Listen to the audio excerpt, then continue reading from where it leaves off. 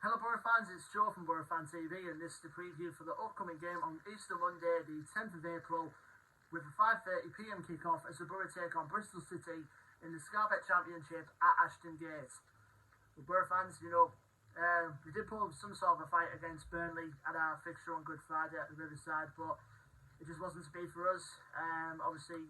Burnley got the win there, needed to secure their promotion back to the Premier League, so obviously congratulations to them. But I think first half we just weren't at the races by any means, and eventually a little bit of hinting of offside on Burnley's first goal, if I've been quite honest, that Ashley Barnes tucked away, but you know what it was what it was. But second half we improved a little bit. We got a reward with a penalty when Cameron Archer went down under the challenge from Josh Cullen in the box, and Chuba Akpom tucked away his 26th league goal of the season. In some style as well, beyond the reach of Ari Muric in the Burnley goal. But Burnley, as they have done all season, capitalised on the chances that they did take. Disappointing defending, particularly from Paddy McNair, who kept Nathan Teller on side.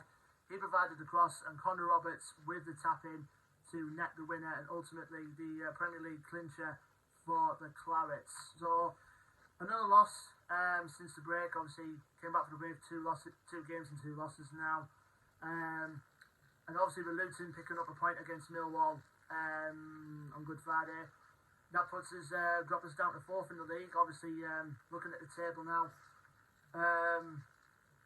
the automatic spot I think is just beyond our reach now, because obviously Sheffield United also picked up a win over Wigan as well this on Good Friday.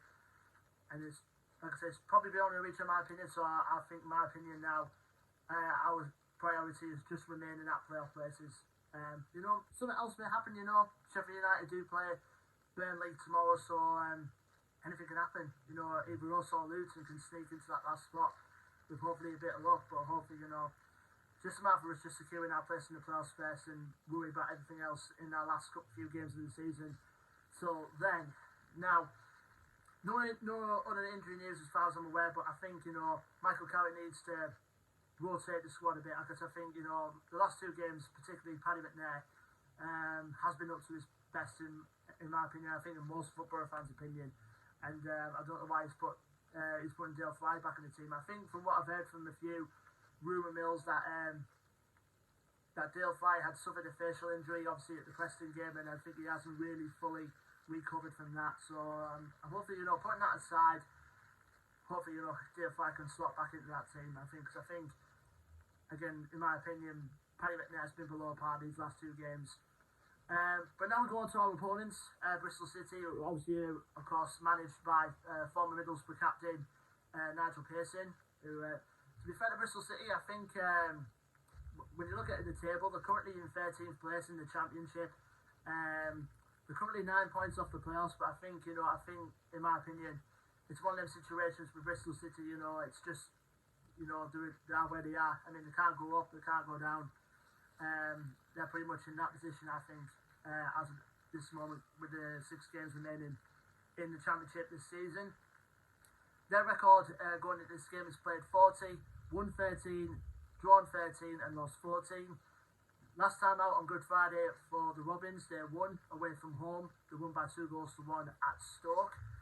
But like I said, with Bristol City, with every team that's managed by Nigel Pearson, they like to play good defensive football, but they like to catch you out on the counter-attack should they wish. And Bristol City have got the players capable enough of doing that in a minute. Obviously, Bristol City, I think at the minute, they've been struggling recently in terms of injuries and suspensions recently.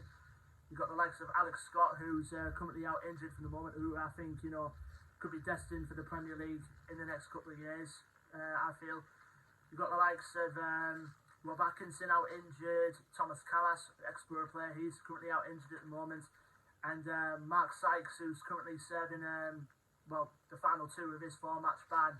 So you look pretty depleted, but you can't look away from the other players you've got in their squad from Bristol City. I think one to watch for the game tomorrow is definitely going to be Naki Wells, who's currently their top scorer this season at the moment with 11 goals to his name. The Bermuda international striker, who's obviously very, very proven at this level. We've been with him a couple of times over the last quite a few years, I'd say, but we never got the chance to get him. But he's doing well with Bristol at the moment, obviously with the 11 goals to his name this season. Another player who I've been very impressed with this season for Bristol City has been Tommy Conway, who's a product of their youth academy, and he had a very good start to the season. He's currently got 7 goals to his name this season, and he's going to be another one particularly to watch out for. Other players to watch out for, Andy Vyman, who obviously was a nightmare for us in our reverse fixture we had against him earlier on in the season, which I'll get to in a moment. Other players to watch out for, Zach Viner, who's a top quality centre-back that they have at the moment. Jay De Silva, who's the left wing back, and they've also got another bit of forward players on the bench as well. You've got the likes of Harry Cornick, who they brought in January from Luton. He can be a nightmare to play against. As well as Anis Mehmeti, who they brought in from Wycombe Wanderers as well. So you can't look past Bristol City. I mean, obviously, like I said, you know, they are where they are. They can't go up, can't go down. With obviously the 6 games to go, even though they're currently 9 points off the playoffs at the moment.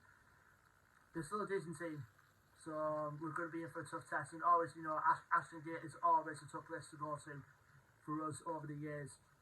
Now, the last time we played Bristol City was I think it was actually Michael Carrick's first home game in charge of the Borough, where we drew 1-1 with them at the Riverside.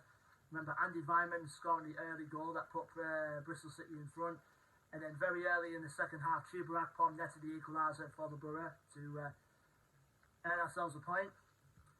Like I said, you know, it's a tough test to go to Ashton Gate, obviously, you know, but with 6 games left now, we've just got to win them all. Just bounce back from the 2 defeats. We've got to win all of our 6 games, and just see what fate has in store for us. You know, come our last game of the season, which is obviously Coventry at home. Leave me your thoughts and predictions in the comment section below, Boro fans. Don't forget to like, share, and subscribe as always. Our social media links will be in the description below as well. Until then, I'm Joe from Boro Fan TV, and I'll see you on the next match preview video, which will be for the game on Friday the 14th of April, as the Borough host Norwich City at the Riverside. Until then, Boro fans, take care, stay safe, and up the Borough.